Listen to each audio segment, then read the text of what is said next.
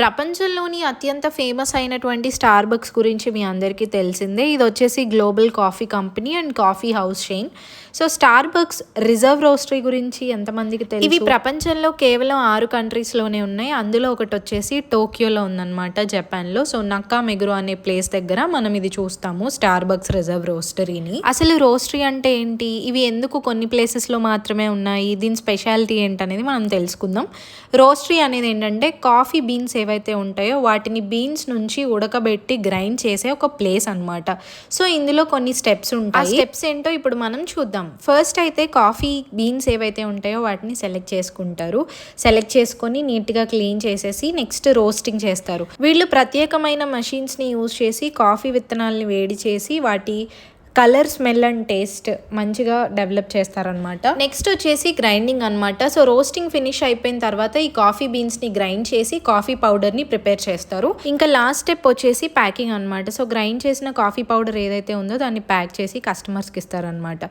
So ఈ రోస్టరీలో ముఖ్య ఉద్దేశం ఏంటంటే కాఫీ బీన్స్ని చక్కగా రోస్ట్ చేసి మంచి క్వాలిటీలో కాఫీ తయారీలో ఉపయోగిస్తారనమాట. అదే దీని స్పెషాలిటీ.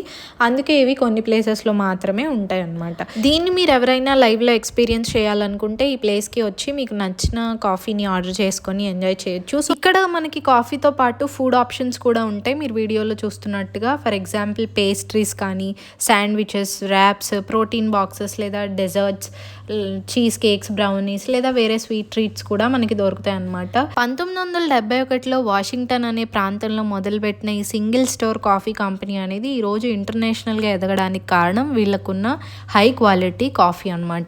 సో ఇక్కడ అందరూ వచ్చి పీపుల్ గ్యాదర్ అయ్యి చక్కగా కాఫీని ఎంజాయ్ చేస్తారు. కాఫీ, టీ, పేస్ట్రీస్, తర్వాత వేరే స్నాక్స్ కూడా ఉంటాయి అనమాట. ఇది ఒక వెల్కమింగ్ ఎన్విరాన్మెంట్. మీరు ఇక్కడికి వెళ్ళిన తర్వాత కొన్ని కాఫీ షాట్స్ని ఫ్రీగా ట్రై చేయడానికి కూడా మీకు ఛాన్సెస్ ఉంటాయి.